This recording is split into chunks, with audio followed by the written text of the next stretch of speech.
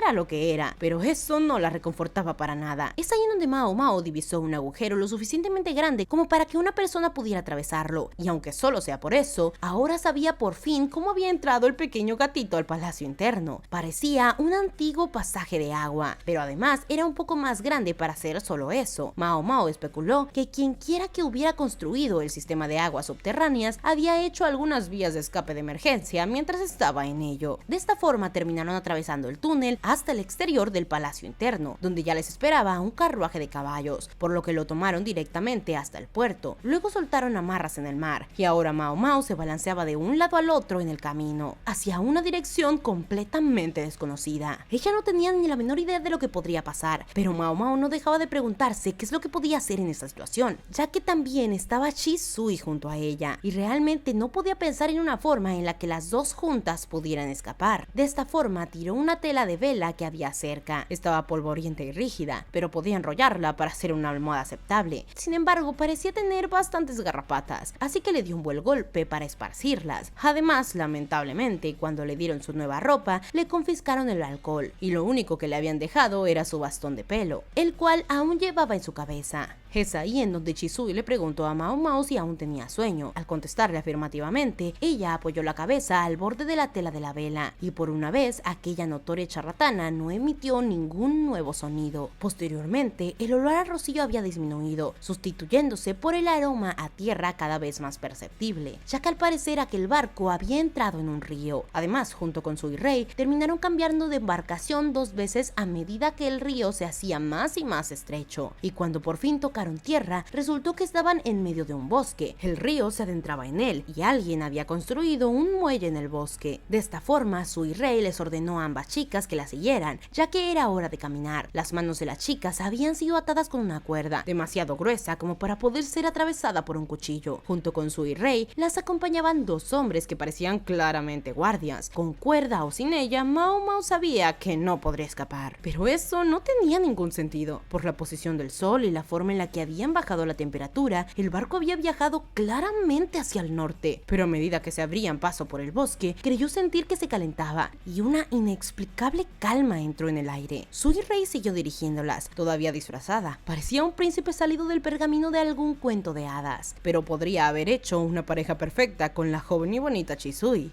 al menos si ésta hubiera conseguido actuar con más recato. Aunque Chisui, por otra parte, miraba de un lado a otro los bichos que pasaban a su lado mientras caminaban. A Mao Mao le gustaba pensar que no estaba tan perdida como Chisui, pero no dejaba de echar un ojo a cualquier hierba o pasto interesante mientras avanzaban. Pero todo esto se vio interrumpido cuando Sui Rei retrocedió inminentemente y se desvió hacia la izquierda, preguntando qué demonios le sucedía. Pero para la sorpresa de Mao Mao, Chisui se desvió inmediatamente hacia la derecha. Mao Mao las miró a ambas perpleja. Entonces una serpiente salió de entre los árboles, grande y gorda, preparada para el invierno que se avecinaba. Es ahí en donde Mao Mao se dio cuenta. ¿Acaso le dan miedo las serpientes? Eso tendría sentido. Por muy tranquilo que se comportara alguien, seguro que había una o 2 cosas que le molestaban a una persona. Sin embargo, fue la forma en la que Chisui había reaccionado lo que realmente llamó la atención de Mao Mao, ya que puede que fuera una simple coincidencia, pero Mao Mao estaba empezando a formar una corazonada muy firme. Casi antes de saber lo que estaba haciendo, Mao Mao se había desviado del camino camino y había agarrado al reptil que se retorcía. Antes de que los guardias pudieran hacer algo, esta la lanzó encima de Suirei, la cual cayó justo en los pies de la mujer, y esta rápidamente entró en pánico, con el rostro mortalmente pálido. Pero justamente esta acción comprobó cualquier sospecha, ya que Chisui exclamó el nombre de Mao Mao, agarrando inmediatamente a la serpiente y arrojándola de nuevo lejos de Suirei, quien rápidamente comenzó a tranquilizarse, pero aún se encontraba con las pupilas dilatadas y la respiración entrecortada. Una vez que la respiración de Suirei se ralentizó gradualmente, los guardias hicieron un movimiento hacia las tres, pero Chisui levantó una mano para detenerlos. Fue entonces cuando Mao Mao se aseguró completamente de cualquiera de sus especulaciones. Suirei, quien recuperó la calma, le preguntó a Mao Mao qué demonios creía que estaba haciendo, a lo que se respondió que era una pequeña broma. Pero Suirei, molesta, mencionó que seguro que parecía más que eso, dejando escapar un suspiro de alivio cuando estuvo segura de que no había más serpientes cerca. Lamentablemente ya habían sido descubiertas, por lo que Mao Mao hizo énfasis en que al parecer Suirei y Chisui se conocían. Suirei se las arregló para no reaccionar abiertamente ante esta acusación, mencionando que no sabía de qué estaba hablando Mao Mao, pero sin ningún temor, Mao Mao les dijo que Chisui recibió una buena educación de clase superior a la que dejaba ver normalmente, ya que de vez en cuando demuestra una muy buena educación. Alguien como ella nunca haría un trabajo de súbdito como la lavandería, ni tampoco se limitaría a estar en los baños dando masajes y gustando de los bichos, y sin dar ninguna pista acerca de su origen. Pero Suirei hizo énfasis en que existen muchas sirvientas, así como Mao Mao, es decir, bastante inusuales. Pero Mao Mao, sin retroceder ni un segundo, se dirige hacia Chisui, mencionándole que debe de haberse sorprendido bastante cuando apareció un gatito de su túnel secreto, tan sorprendida que en su prisa por atraparlo se dejó descubrir por otra mujer del palacio. Dándose cuenta de que ya no había ninguna esperanza, Chisui finalmente comenzó a reír, mencionando que Mao Mao evidentemente es muy lista, ya que ahora todo era obvio. Lanzó la serpiente porque intentaba estar segura de sus especulaciones, y esto fue muy bueno, ya que su hermana mayor de verdad las odia. Chisui se rascó la mejilla con una de sus manos atadas, y por primera vez Mao Mao creyó ver que la expresión de Suirei se suavizaba, por lo que esta, con una voz tranquila, le mencionó a Chisui que realmente su nombre era demasiado simple, y no había ninguna sensación de alarma en su tono. Más bien parecía no importarle que Mao Mao conociera su secreto ahora, a lo que Chisui responde que ninguna de las otras chicas se había dado cuenta, solo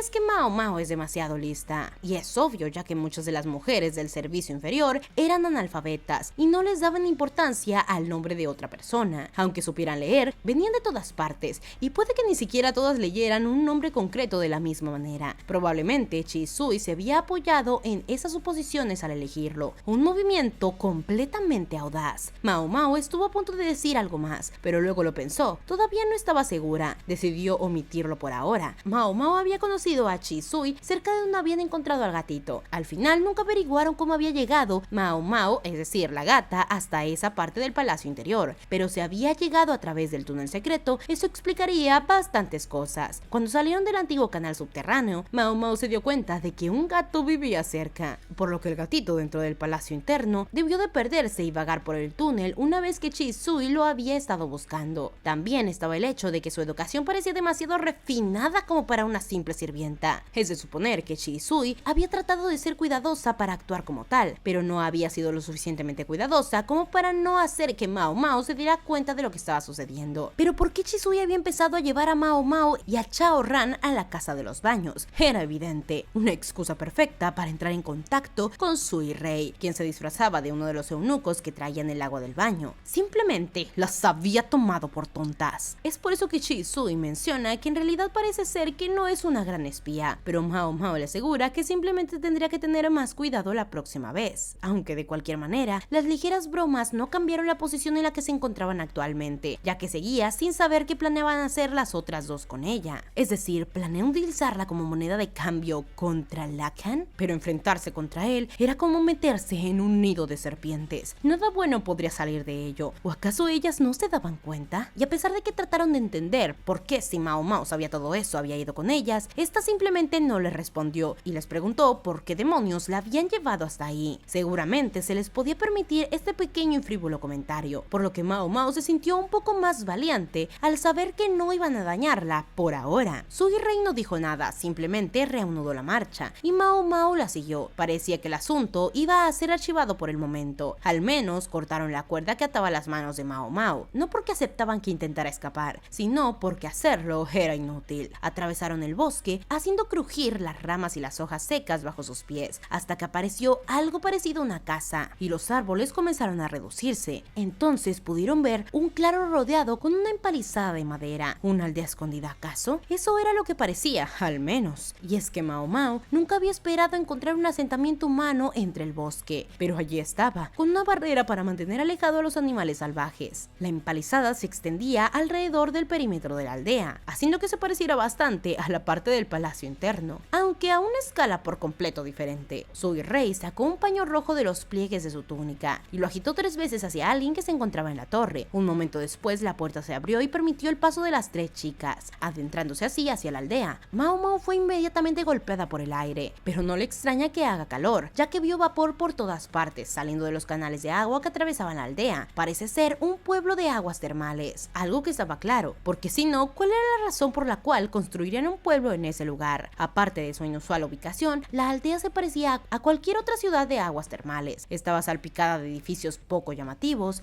y la gente que vestía túnicas ligeras caminaba de un lado al otro, pero uno en particular destacaba, haciéndose ver que parecía un extranjero. Esa persona llevaba un velo sobre la cabeza, pero la complexión de su cuerpo y el aspecto de su pelo hacían evidente que no era de por ahí, algo que se confirmaba por los accesorios occidentales que llevaba. Sin embargo, lo que realmente llamó la atención de Mao Mao fue el lazo en el pelo que salía de debajo del velo. Era una cinta roja que le hizo pensar en los emisarios que había encontrado en esa tierra. Estaba pensando que no podía ser, cuando distraída por sus pensamientos chocó con alguien. Se trataba de un pequeño niño, algo bastante odioso, probablemente en la cúspide de la adolescencia, ya que eso parecía a juzgar por su actitud, el cual se quejaba una y otra vez diciendo que aquel choque había sido por culpa de Mao Mao, quien simplemente no continuaba caminando. Obviamente estas palabras la enfadaron, ya que si esto hubiera sido el distrito del placer, ya le habrían reprendido dándole un buen golpe en la cabeza a ese niño, pero de alguna manera logró contenerse. Ella iba a ser la adulta aquí. Curiosamente, el mocoso recibió un golpe en la cabeza de todos modos, sin que Mao Mao tuviera que hacer nada. Y esa persona quien lo golpeó se trataba de Chisui, mencionándole que la culpa era suya por no mirar por dónde iba. Pero este, a diferencia de lo que esperaba Mao Mao, pareció alegrarse bastante, ya que comenzó a andar alrededor de la chica como si fuera un pequeño cachorro, mencionando que su hermana por fin había llegado. Es así como Mao Mao se dio cuenta de que a pesar de que este niño podría parecer tener una mala actitud, sí que venía de una buena familia, ya que parecía muy cercano a Sui Rei y a Shisui, pero sus dientes delanteros un poco perdidos lo hacían ver un tanto ridículo. De esta forma, el niño les preguntó a sus hermanas si acaso se encontraban ahí por el festival, debido a que su abuela les había dicho que no las vería en mucho tiempo, o prácticamente nunca más. Es de esta forma como Shisui le mencionó que sí, tenía razón, habían ido ahí por el festival, dándonos cuenta de que todos los edificios parecían haber sido decorados por algún tipo de celebración, y aparte la gente con unas túnicas ligeras obviamente habían sido invitados a los baños, por lo que era lógico que algo se avecinaba. De esta forma el pequeño les preguntó si ya tenían su farol, a lo que Shisui respondió si quedaba alguna. Es por eso que el niño comenzó a guiarlos al interior de la aldea, dejando que Mao Mao lo siguiera. Los llevó hasta un edificio que era incongruentemente bello con las demás construcciones bastante sencillas que se encontraban en la aldea. Mao Mao pensó rápidamente que podría pertenecer al jefe de ese lugar, pero aparentemente se trataba de una posada, como proclamaba un elaborado letrero en el exterior. La razón por la cual el lugar tenía un aspecto tan impresionante, supuso Mao Mao, se debía a porque servía de casa de baños para visitantes importantes. Evidentemente era ahí donde Sui Rei había pretendido traerlos de todos modos, pues saludó al dueño de la casa, que le respondió amablemente con una sonrisa. Así que tal vez realmente era uno de los emisarios. Justo fuera de la posada, Mao Mao vio un palanquín de construcción inusual y creyó reconocer a uno de los hombres que lo atendía. Había sido uno de los guardias de los emisarios. ¿Pero qué demonios estaba haciendo allí? Como si escuchara sus pensamientos, Sui Rei le respondió, mientras recogía la llave del posadero y volvía hacia ellos. Mao Mao la miró,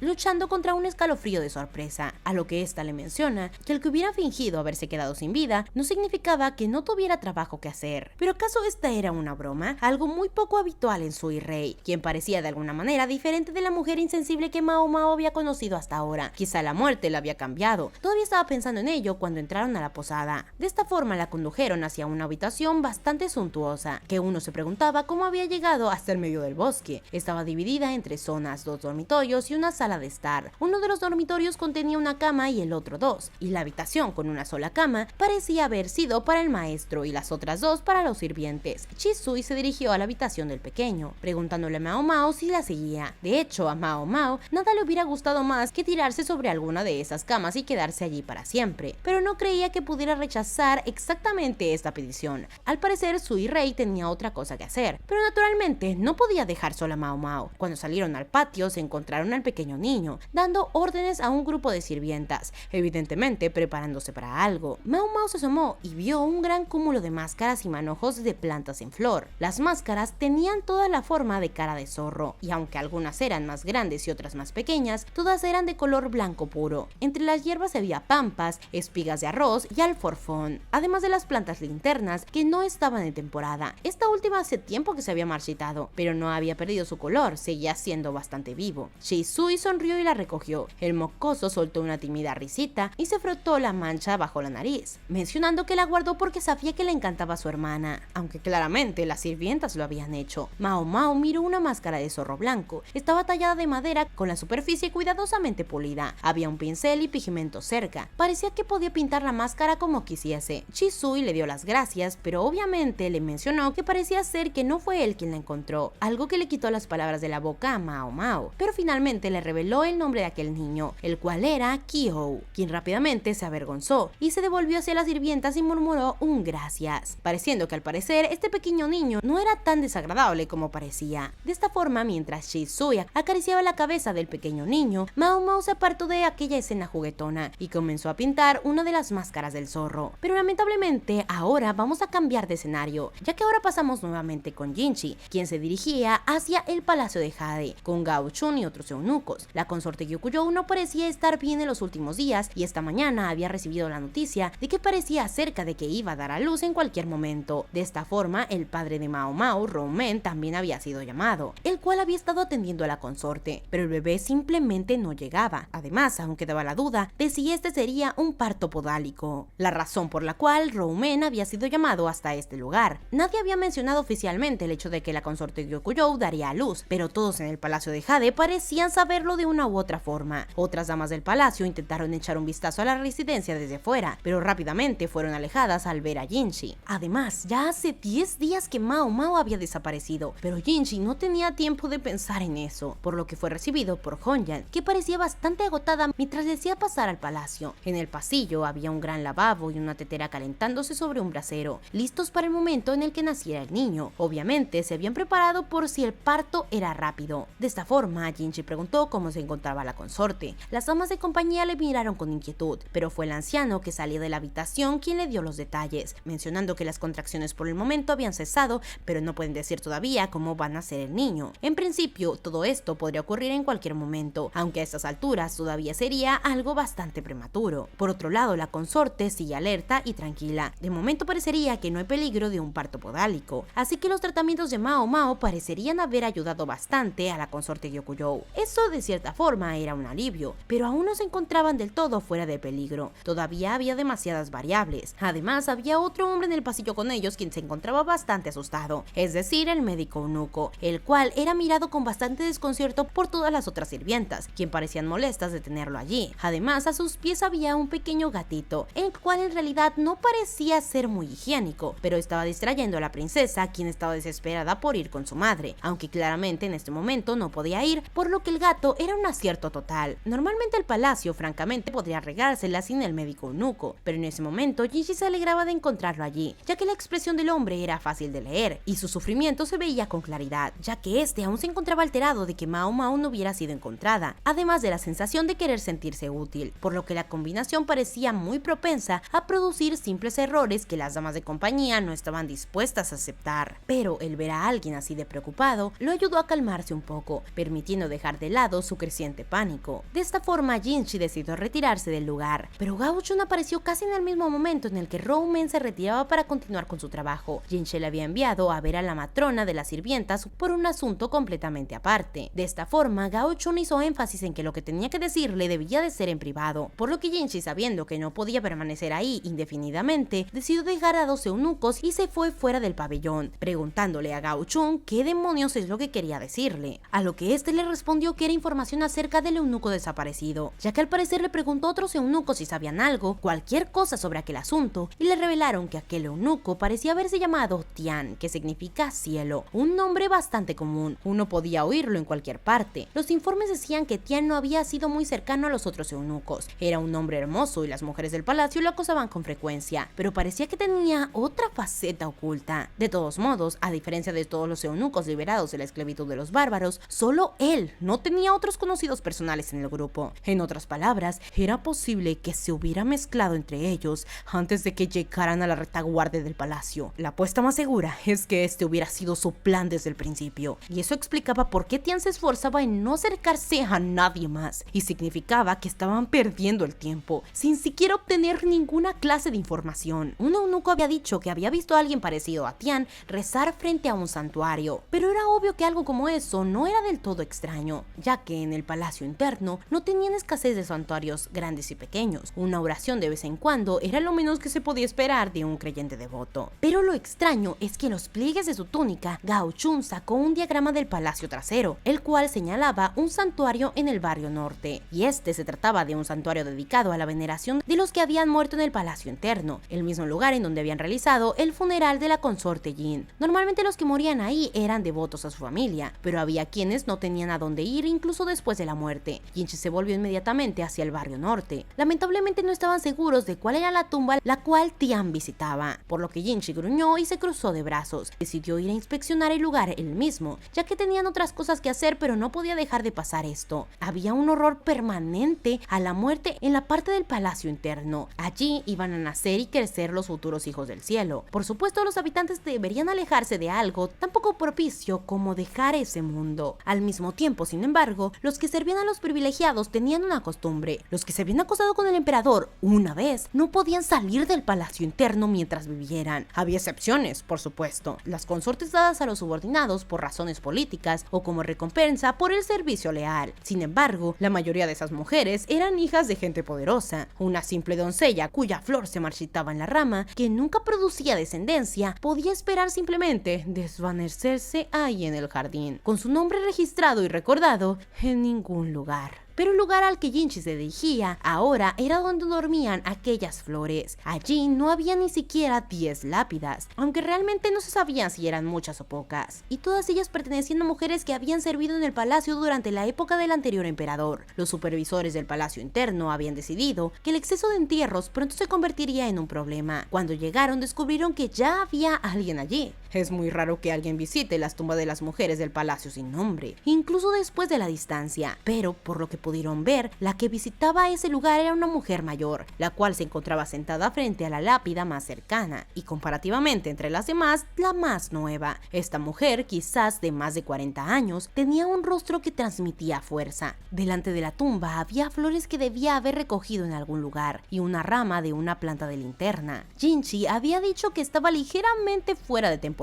Quizá alguien la había dejado allí antes. La mujer se levantó y fue entonces cuando vio a Jinchi y Gao Chun. Sus ojos por un instante se abrieron de par en par, pero luego volvieron a la normalidad, como si nada hubiera pasado, y se inclinó cortésmente antes de salir. No había nada realmente sospechoso en visitar las tumbas. No tenía ninguna razón para sospechar de ella, excepto por una cosa, ya que mientras la mujer pasaba, Jinchi percibió un fuerte olor a alcohol, tan fuerte como para sentir que se podía emborrachar con el olor, como esos destilados extranjeros. Casi antes de saber lo que estaban haciendo, le había agarrado la muñeca antes de que la mujer se fuera. No pudo disimular su sorpresa. Sin embargo, la mujer se las arregló para actuar con calma mientras decía: ¿puedo ayudarle, señor? Normalmente Jinchi nunca habría hecho algo tan impulsivo. Habría considerado muchas acciones con más cuidado, en lugar de agarrar de repente el brazo de la mujer de aquel palacio. Pero aunque se había convencido a sí mismo de que estaba perfectamente calmado, ahora veía que había estado mucho más fuera de sí de lo que había tomado en cuenta. ¿Dónde está Mao Mao? Preguntó inmediatamente Jinchi a la mujer. Sintió que ésta se ponía tensa. Gao Chun y los demás eunucos lo observaban en silencio. «Cálmate», se dijo Jinchi a sí mismo. Tenía que calmarse. Cuando volvió a hablar, lo hizo con su habitual tono meloso. «Tengo curiosidad por saber algo de cierta mujer del palacio arruinado. Por casualidad, ¿sabes algo acerca de ella?» Utilizó la sonrisa que a menudo le hacía convencer a cualquier mujer del palacio, pero aquella mujer mayor no le devolvió la sonrisa, sino que la sangre se le escurrió de la cara. Parecía que había visto a un monstruo. Las pupilas de la mujer se dilataron. Jinchi podía sentir su pulso acelerándose en la muñeca. Ella evidentemente sabía algo. Jinchi estaba seguro de ello. Le agarró el brazo por la fuerza para que no pudiera escapar. La mujer lo miró con los ojos muy abiertos. Quizás tenía sangre extranjera por sus venas, por los ojos verdes que lucía. De repente, aunque le miraba, esta parecía ver algo más, diciéndole que un viejo recuerdo había vuelto a ella. Alguien que la llamaba con voz amable. Alguien que además le daba dulces de una tierra extranjera. Enormes lágrimas comenzaron a rodar por las mejillas de la mujer. Jinchi no pudo seguir lo que decía. Esta, llorando, mencionó: «Nadie parece recordar cómo era cuando era joven. Todo lo que he oído es que cuando llegó a la vejez no era más que una sombra de lo que era. Dejó de venir a verme después de los 14 años, así que no sé nada de su aspecto después de esa época». ¿De quién hablaba esta mujer?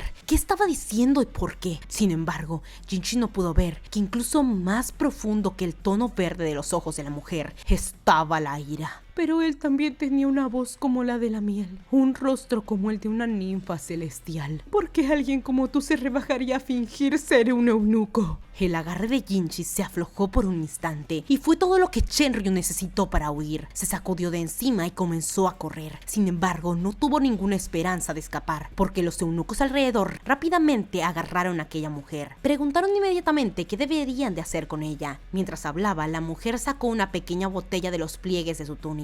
Descorchó el tapón rápidamente y bebió el contenido. Gao Chun gritó inmediatamente, incluso antes que Jinchi: «¡Vomita eso ahora mismo!». Ordenó a todos los eunucos que trajeran agua, aferrándose él mismo a la mujer desplomada y metiéndole los dedos en la boca, tratando de hacerla vomitar inmediatamente. Jinchi solo podía mirar. Gao Chun se sobresaltó en gritos inmediatamente. Debía estar completamente fuera de sí. Uno de los eunucos ya estaba de vuelta con agua y la estaba vertiendo en la garganta de la mujer. La botella de la que había bebido rotaba por el suelo. Jinchi la recogió como uno de los recipientes en los que Mao Mao había puesto alcohol destilado. El alcohol extremadamente fuerte era un veneno en sí mismo, y esta mujer había decidido beberse una botella entera. El viento sopló, arrancó las flores de entre la tumba y agitó las vallas de la planta del farol. «Maestro Jinchi, ¿qué quiere que hagamos?», preguntó Gao Chun con fuerza. Lamentablemente, Jinchi se dio cuenta de repente de que el hombre tenía el ceño fruncido, prácticamente delante de sus ojos. Este tenía que controlarse, ya que no debería de preocuparse por algo como esto, una pequeña broma por parte de una mujer del palacio. Pero Jinchi se preguntaba cómo podría llamarle tomarse un frasco de veneno una broma. No había empezado todo esto porque Jinchi le había agarrado impulsivamente el brazo a la mujer, y la persona a la cual la mujer se refería, ¿a quién había sido realmente? Por lo que con una voz temblorosa preguntó: «Gao Chun, ¿realmente me parezco a él?». Ese pensamiento siempre había molestado a Jinchi. Desde que era joven, él no se parecía a esa persona, ni a su hermano mayor, ni a su madre. Entonces, ¿a quién se parecía? Era una pregunta que alimentaba rumores infundados entre las damas de compañía. Historias de que él era ilegítimo. Era prácticamente risible. ¿Qué hacía él aquí, en este jardín de mujeres? Había pedido a su hermano mayor que le dejara optar esta identidad de eunuco para dejar de lado su condición de heredero. Era ridículo, simple y llanamente. Todavía frustrado consigo mismo, fue y se paró junto a la lápida que Shenryu había estado visitando. Quería reírse a carcajadas, pero aún tenía trabajo que hacer. Lentamente se arrodilló junto a la lápida y recogió la vaina roja de la planta del farol que se encontraba ahí. En ese instante recordó haber oído que la planta linterna podía ayudar a inducir a un aborto, y cuando vio el nombre grabado en la lápida, un nombre que un día se borraría en el pasar del tiempo, pensó por qué que alguien habría ofrecido la planta aquí. Tai-ho, un nombre perfectamente normal para una mujer de servicio, no tanto en la capital, no en estos días, pero en el campo las mujeres llamaban así a sus hijas, Tai-ho en masa. Pero aquí, en esta lápida, el nombre era inolvidable. Era el nombre de la mujer que había muerto el año pasado, una mujer cuya única alegría en el mundo había sido reunir a un grupo de mujeres para contar historias de miedo. No había tenido ninguna familia, con una excepción. Sí, la hija que había vivido con su relación del médico del palacio, Tai-ho, el eunuco desaparecido y la mujer de servicio. No. Todavía no podía unir las piezas de aquel rompecabezas, pero su intuición le permitía rellenar los huecos, y poco a poco la intuición se convirtió en certeza. Jinchi sabía dónde tenía que ir a continuación. Si un niño que había nacido en esa época hubiera sobrevivido, actualmente tendría 2 años más que el emperador. Supongamos que el médico desterrado se hubiera llevado al hijo con él. Se decía que habían desaparecido después de eso, pero era cuestionable. Algo no encajaba, y la mujer llamada Tai-ho había sido sirvienta de una de las consortes, nada menos que la madre de Rou-ran, la esposa de Chi-chou. Se decía que Tai-ho era alguna pariente del clan Chi, una pariente lejano de la madre de Rou-ran. Tal vez ella supiera algo sobre el niño nacido de esa mujer sirviente y el médico que desapareció en aquel entonces. Estos solo eran los pensamientos de Jinchi, por lo que se volvió al Palacio Granate. Allí no había ningún inicio de la austeridad que había impregnado el palacio hasta el año anterior. En su lugar, el lugar rebosaba de cosas exóticas. Jinchi suspiró en privado y luego se obligó a poner su sonrisa habitual. Una dama de compañía se inclinó ante él, casi con timidez, y luego lo condujo al interior. Atravesaron un vestíbulo con llamativos adornos y llegaron a la sala de recepción en la que normalmente se le veía. La dueña del palacio estaba recostada en su sofá, también como de costumbre, puliendo sus uñas. Jinchi dejó que sus ojos se arrugasen en una sonrisa. La consorte Rou-ran estaba atendida por 6 damas de compañía, todas ellas atendiendo cada una de sus necesidades. Cada una iba vestida con un traje extravagante. El tema de hoy parecía ser la ropa tradicional de la nación insular del este, pero era interesante el hecho de que las mujeres iban tan cubiertas que ni siquiera podían verse las formas de sus cuerpos. Al mismo tiempo, se habían maquillado alrededor de los ojos, lo que las hacía parecer con los ojos muy abiertos y enfadadas. Dado a sus rostros con un aspecto anguloso, el efecto general era como mínimo extraño. Jinchi pensó que les hacía parecer zorros sonrientes, pero se preguntó cuál era la razón por la que Rou-ran hacía vestir así a sus doncellas. ¿Ya que acaso Rou-ran no sabía que el emperador encontraba esto desagradable? Jinchi sabía que Rou-ran comprendía muy bien su lugar como alta consorte, y aún mejor su lugar como hija de Chi-chou. Rou-ran susurró algo a una de sus damas de compañía, levantando su abanico de plumas para ocultar su boca, una forma muy refinada de hablarse, reflexionó Jinchi, pero no podía hacer solo eso.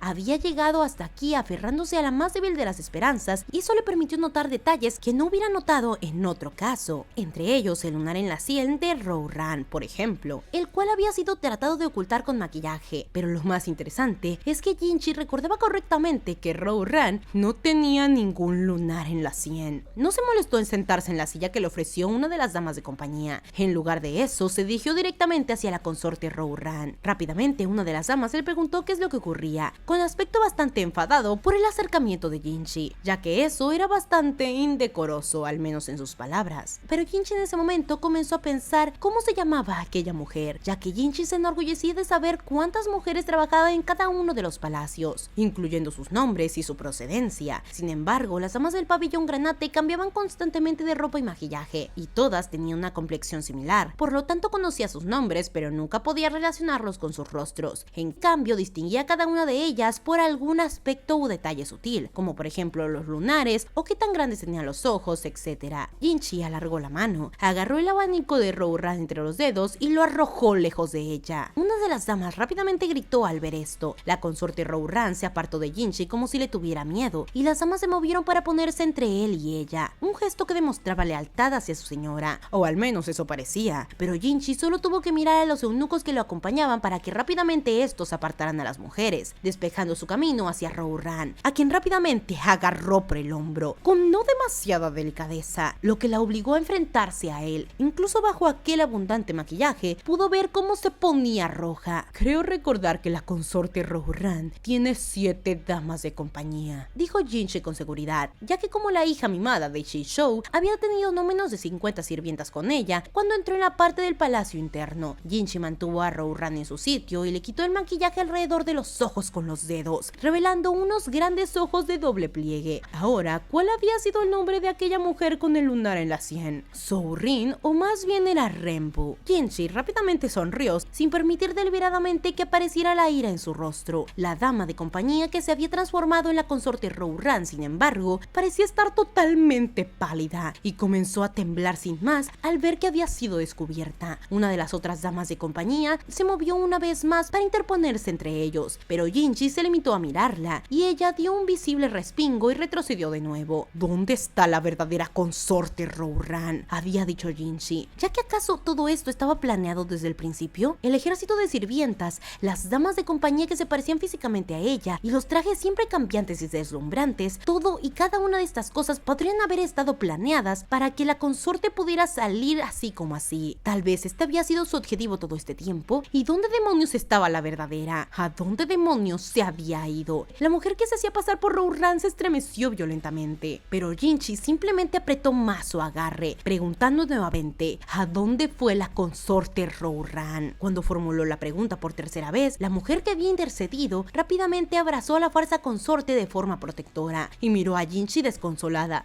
Lo siento mucho, señor, pero le juro que realmente no lo sabe. No se había dado cuenta antes debido a los trajes a juego, pero esa mujer era varios años mayor a la falsa consorte. Por favor, tenga piedad, dijo la mujer ya con lágrimas en los ojos. Lamentablemente para ella parece ser que el control de su vejiga desapareció, ya que su falda rápidamente comenzó a mojarse y por sus pies comenzaron a escurrir gotas de agua. Una situación realmente deplorable. Jinchi en ese momento soltó la barbilla de la falsa consorte. Sus ojos se abrieron de par en par, las pupilas estaban dilatadas, su respiración era agitada y seguía temblando.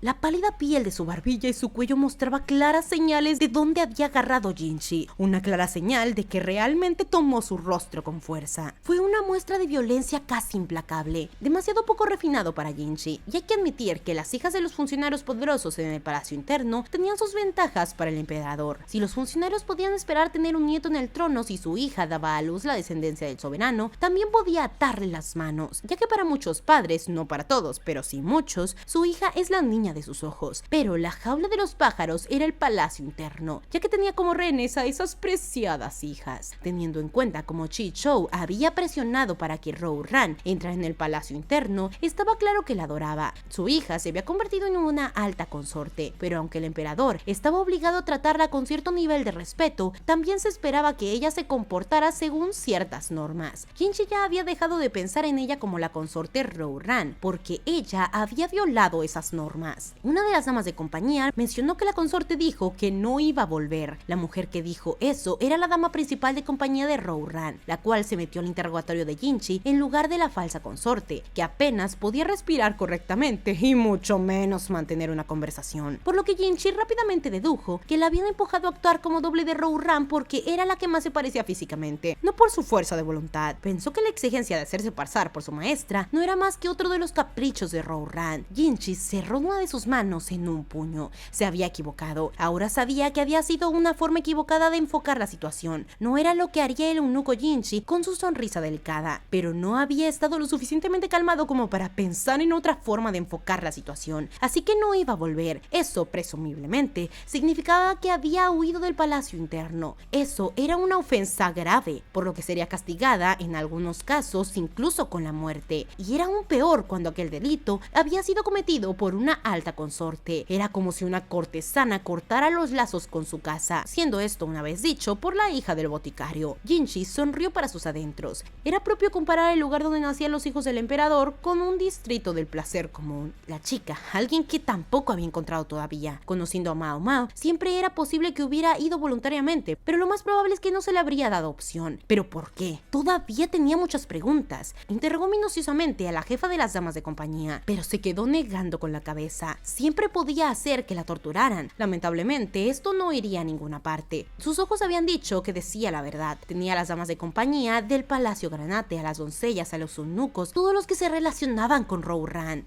Mientras tanto, los eunucos hacían el tedioso trabajo de revisar a todas las mujeres del palacio interno, por si acaso, pero hasta ahora no habían encontrado a nadie que se pareciera a Ran. Jinchi sabía que no estaba en condiciones de ocuparse del parto de la consorte Kikuyo, por lo que se lo encargó a Gao Chun. Mientras él se encontraba en su despacho, con la cabeza entre las manos, Basen estaba con él, tal vez porque era un estado de emergencia, ya que en ese momento se le informó que el maestro Lacan atacó el palacio interno, intentando entrar por la fuerza, cosa que claramente puso tenso a Jinchi, e incluso él mismo sabía que no podía sonreír en esa situación. De alguna manera debería de haberse corrido a la voz como para que Lacan se enterara. Y además, otra cosa lamentable era que el paradero actual de Shishou era completamente desconocido. Y además, estaba bastante claro por qué Basen ya se refería a este hombre sin ningún título de honor. Su hija había huido del palacio interno, y como su padre, él también sería tratado como un traidor al emperador. Mientras tanto, también habían recibido un informe sobre el estado actual de Chenryu. Después de beber el alcohol, había sobrevivido de alguna manera, pero aún no había recuperado la conciencia como para poder sacar la información. Le habían informado que era conocida de Taiho, y que sin duda alguna, así era como la habían metido en esta conspiración. Al desaparecer el antiguo emperador, su rabia se había cosechado hasta el punto de convertirse en odio general por el palacio interno. Ni siquiera sabían quién más en la clínica podría haberse visto involucrado en todo esto. Tal vez simplemente habían seguido la corriente en silencio porque ellos, al igual que Chenryu, habían sido las víctimas del antiguo gobernante. Y Jinchi no tenía tiempo para entretenerse con estas cosas. Quería salir volando del palacio interno y dar caza a Ran, pero simplemente no tenía suficiente información para hacer esto. Primero pensó que debería de averiguar qué tramaba Chichou, pero bueno, ya tenía a alguien trabajando en eso, y eso dejaba a Jinchi sin otra cosa que hacer más que pasearse de un lado al otro en el palacio. De esta forma, Basen, con una mirada en su dirección, le habló, avisando que había un visitante en la puerta del despacho, y Basen parecía quererle recordar que no estaba bien que le viera en un estado tan patético como este. Es por eso que Jinchi terminó sentándose y fingiendo estar tranquilo. Una vez todo cubierto, Basen dejó que aquella persona entrara, el cual se trataba de un simple funcionario, una persona de una altura que podría haberse calificado como la de una mujer. Llevaba un par de gafas redondas, pero aparte de un pelo algo desordenado y unos ojos estrechos como los de un zorro, no había mucho que destacar en aquel joven, aunque le resultaba extrañamente familiar. El joven se metió las manos entre las mangas y se inclinó. Jinchi creyó ver algo metido en la faja del joven. Cuando miró un poco más de cerca se dio cuenta de que era un abaco, y este rápidamente habló.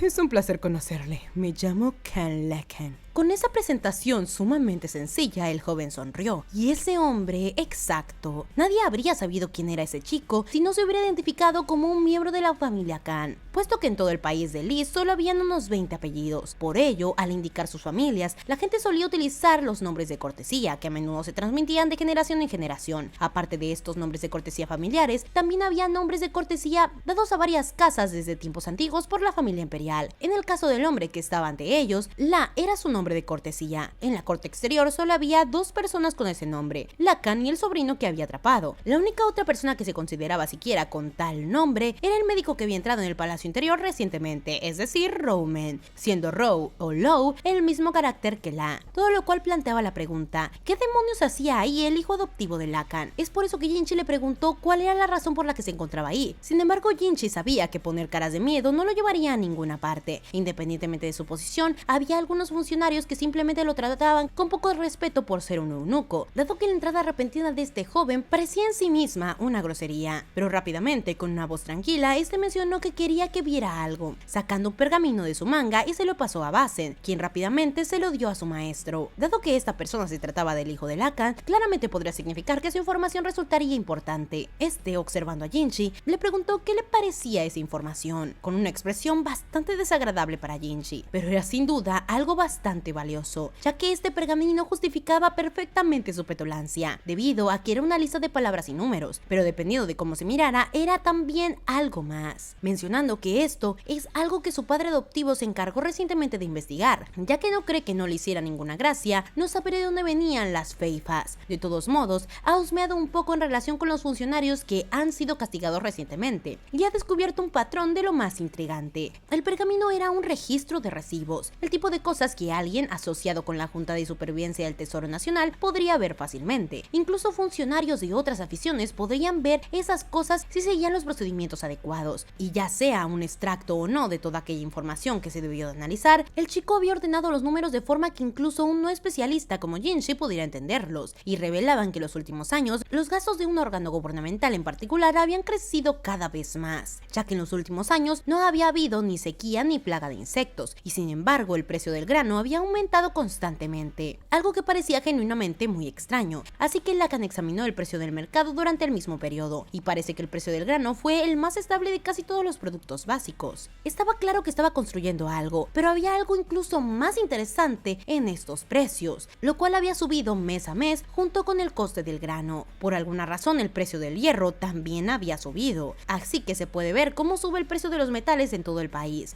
por lo que se pregunta si no será que están construyendo una estatua colosal en alguna parte para que el precio del hierro haya subido de esta manera. Jinshi, comprendiendo lo que quería decir Lacan, rápidamente dejó el pergamino y miró al joven, que sin duda compartía la astucia de su padre adoptivo. El precio del grano podía no ser tan importante como tal, pero había una gran cantidad de él. Un modesto aumento del precio supondría un incremento sustancial en su valor. En cuanto al aumento del metal, eso implicaba un aumento en la demanda. Eso podría deberse a, por ejemplo, que alguien construyera un monumento para mostrar su poder o algún otro proyecto muy visible. Pero había otras razones por las cuales el precio podría subir. Por último, Lacan le mencionó que él era perfectamente capaz de examinar más de cerca la circulación de la moneda en esos últimos años, incluyendo donde parecía concentrarse. Esta situación claramente complació bastante a Jinshi, ya que parecía ser justamente esto lo que Lacan había venido a comentarle, y esa sin duda era la razón por la que había traído ese pergamino hasta él. Pero Jinshi, sin rodeos, le preguntó qué era lo que quería a cambio. Es ahí en donde la expresión de Lacan se suavizó, como si simplemente hubiera estado esperando a que Jinshi se lo preguntara. Es ahí en donde sacó un trozo de papel de su manga, aunque parecía algo reacio a ello, el cual era una factura con la reparación de un muro de la parte del palacio interno. Jinshi solo podía suponer que este era uno que Lacan había atravesado. Y de esta manera terminamos el resumen. La verdad es que toda esta historia se empieza a poner cada vez más interesante, y en estos pocos capítulos tuvimos mucho avance de la historia. Por un lado, la revelación acerca de Rouran, y por otra parte, la situación acerca del hermano de Mao Mao, cosa que se me hace muy interesante. Pero bueno, es así como terminamos este resumen. Recuerden que si les gustó mucho pueden darle like y suscribirse si no lo están, para que continuemos con estos resúmenes, además de compartirlo con sus amigos para que ellos también puedan disfrutar de él. Y ahora sí, antes de despedirme, muchas gracias a todos los miembros del canal por darme tanto apoyo, y muchas gracias a Marcela Pinto, Jonathan Rodríguez, Alex Gamer, Beca, Félix Dante, Alejandro Castaneda, Fuiguip, Antonio Sevilla Herrera, Luis Rodríguez, Rades, Bram VTuber y Cabo Yat 24. Y ahora sí, sin nada más por añadir,